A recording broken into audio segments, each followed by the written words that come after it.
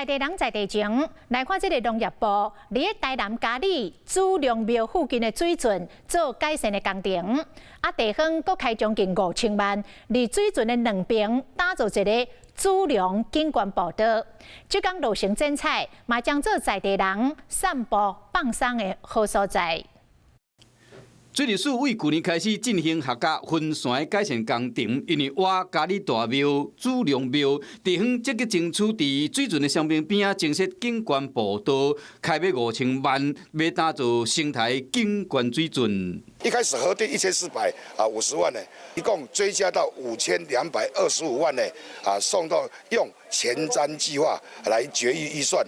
这个景观步道结合在地文化特色，伊边祖良庙服饰着祖良为元素，周边的护栏用人物来描述历史故事，已经落成启用。除了改善地方排水机能，嘛配合边的景观以及美化，和乡亲会当哪散步哪欣赏，并且对历史的典故有进一步了解。 Hello， 我是林仙怡。想要抢先掌握最及时的新闻资讯吗？赶快订阅、按赞、开启小铃铛，锁定华视新闻 YouTube 频道。